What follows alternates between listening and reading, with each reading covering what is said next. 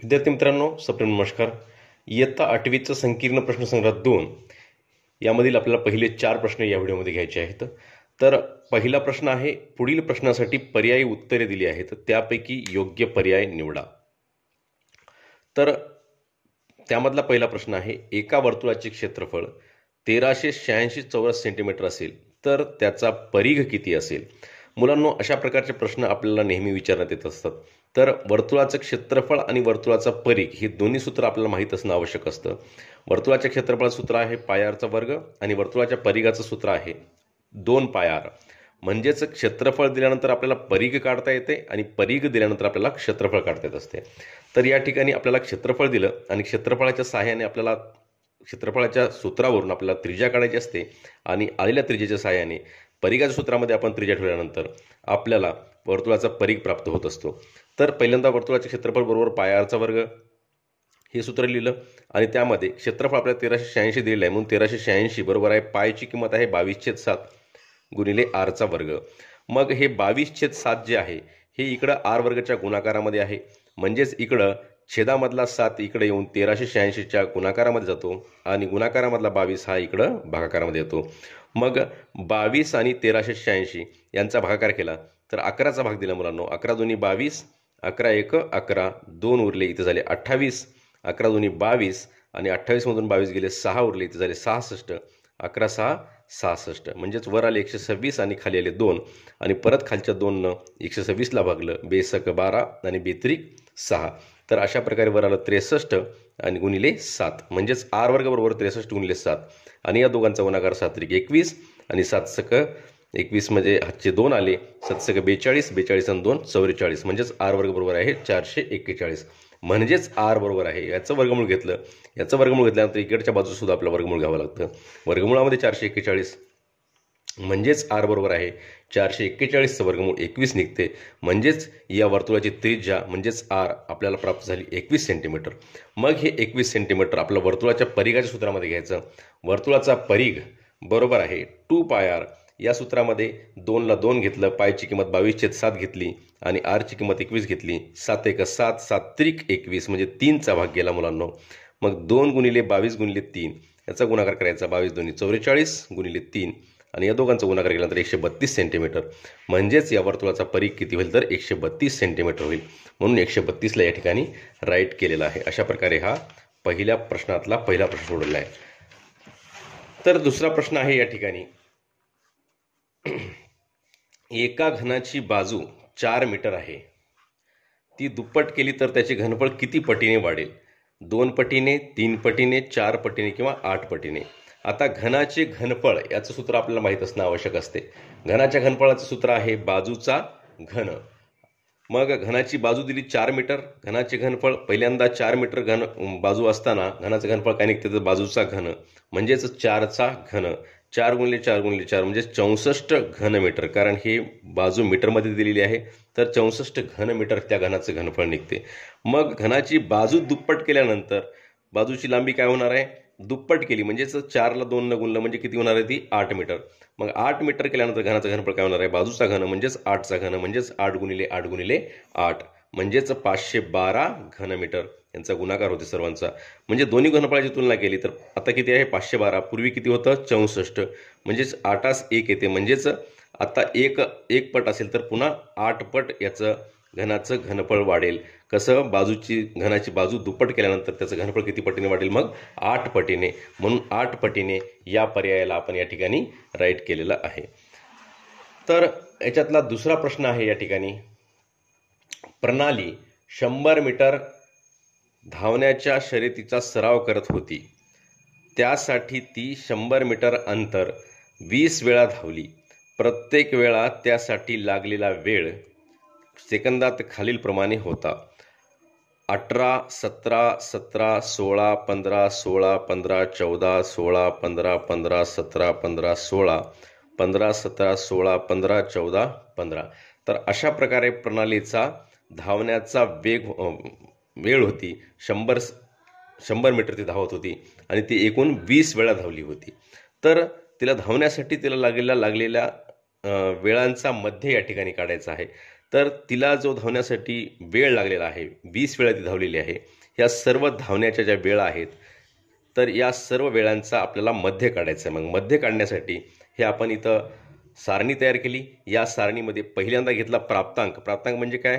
तिला धावण्यासाठी लागलेला वेळ सेकंदामध्ये आहे तो, याला म्हणतात प्राप्तांक. आणि यालाच शॉर्ट फॉर्ममध्ये म्हणतात XI.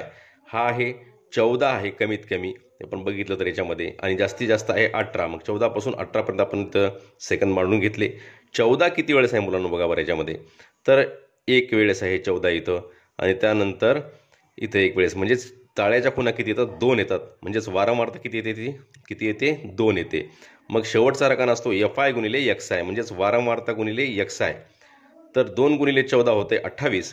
आणि त्यानंतर 15 बघा मुलांना या ठिकाणी किती वेळेस आहे, तर 1 2 3 4 5 6 7 8.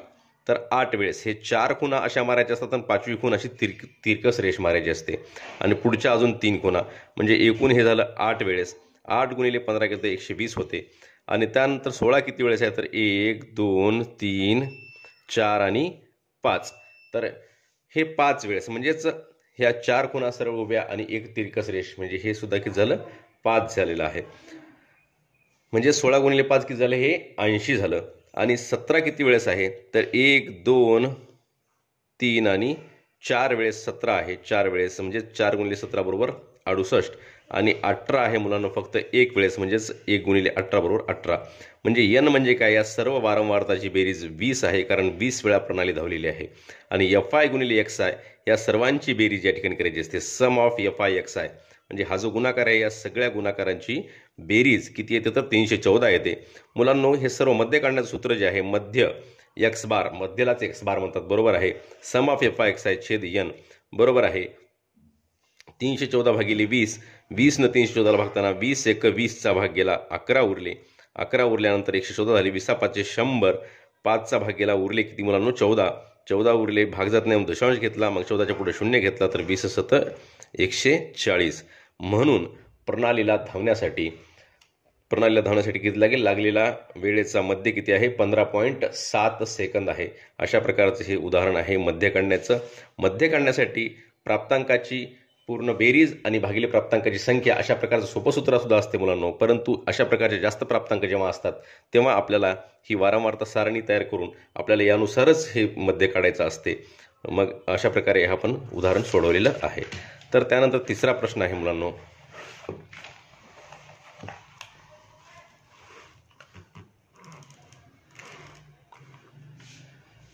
तर त्रिकोण EDF आणि त्रिकोण LMN, हे त्रिकोण EDF एकास एक संगत LMN या एकास एक संगतीत एकरूप आहेत. तर या संगतीनुसार होणाऱ्या एकरूप बाजूंच्या आणि एकरूप कोणांच्या जोड्या लिहा.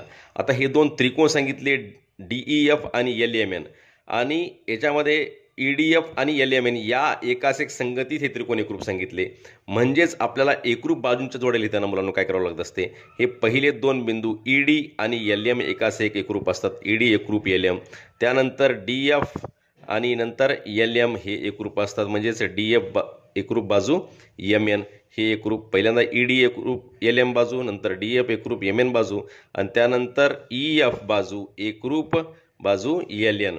अशा प्रकारे ही एकरूपता दाखवता येत असते, लक्षात ठेवा. म्हणजे हे जो दोन संगत बिंदू आहेत, हे ED, EDच्या संगत कोणते येईल? मग बाजू LM बाजू येईल. DFच्या संगत बाजू कोणती येईल? MN येईल. आणि EFच्या संगत कोणती येईल? तर LN येईल. आणि याच संगतीमध्ये हे त्रिकोण एकरूप आहेत. म्हणजेच ह्या बाजू कशा आहेत? एकरूप बाजूंच्या जोड्या आहेत. तर एकरूप कोणाच्या जोड्या सुद्धा त्याच प्रकारे अतिशय सोप्या प्रकारे आपल्याला लिहिता येते. पहिली या तीन शिरोबिंदूपैकी त्रिकोणाच्या पहिला शिरोबिंदू कोणता आहे? E आहे. मग E शी एकरूप कोणता होईल? तर L होईल या ठिकाणी. D शी एकरूप कोणता होईल? तर M होईल मुलांनो. आणि F या शिरोबिंदूशी त्रिकोणाच्या एकरूप कोणता शिरोबिंदू होईल? N होईल. म्हणजेच F आणि N हे कोण एकरूप होतील? कोण E एकरूप कोण L, कोण D एकरूप कोण M, आणि कोण F एकरूप कोण N. ही ज्याप्रमाणे आपण मांडलेले आहे त्याचप्रमाणे ते एकमेकांच्या बाजूसुद्धा एकरूप असतात, आणि ते कोण सुद्धा त्याच प्रमाणामध्ये आपल्या त्याच क्रमाने कसे असतात? ते एकरूप असतात. हे अतिशय सोप्या प्रकारे आपण अशा प्रकारे लिहू शकतो. तर मुलांनो, चौथा प्रश्न आहे या ठिकाणी,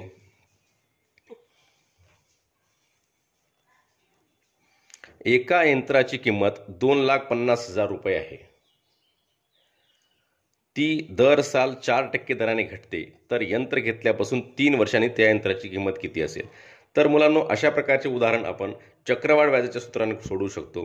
इथे मुद्दल सुरुवातीला काय आहे? यंत्राची किंमत 2,50,000 रुपये आणि इथं दर साल 4% दराने घटते म्हणून सांगितलं. म्हणून घटते म्हणजे त्याची किंमत काय होत असते? कमी कमी होत असते. म्हणजेच कोणतंही यंत्र घेऊ द्या, कोणती वस्तू घेऊ द्या, ती कालांतराने तिची किंमत कमी कमी होत जात असते. म्हणून याला म्हणतात घसाऱ्याचा दर. घसाऱ्याचा दर किती आहे? या ठिकाणी 4% दराने घटते आहे, कमी होत आहे, म्हणून इथं -4% लिहिले म्हणून दर साल. हे लक्षात घ्या. आणि 3 वर्षानंतर म्हणून विचारले, म्हणून यांची किंमत किती आहे? 3 वर्ष.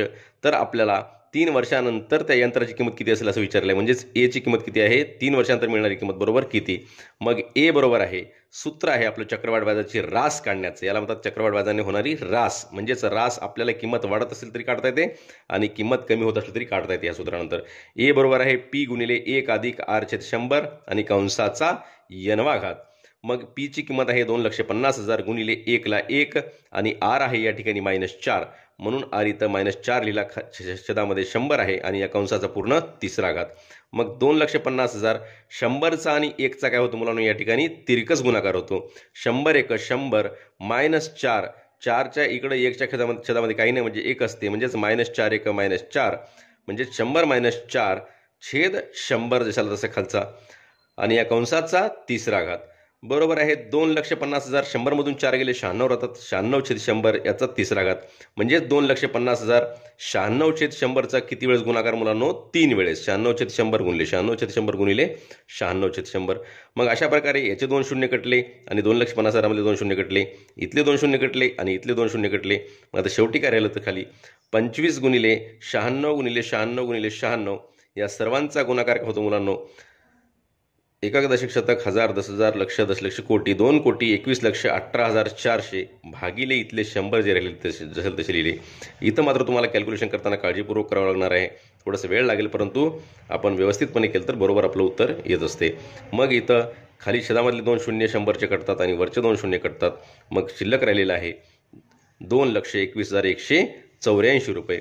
म्हणून 3 वर्षांनी त्या यंत्राची किंमत 2,21,184 रुपये होईल. अशा प्रकारे हे आपण संकीर्ण प्रश्नसंग्रह 2 मधले पहिले 4 गणित सोडवले आहेत. उर्वरित गणित आपण पुढील व्हिडिओमध्ये बघूयात. धन्यवाद.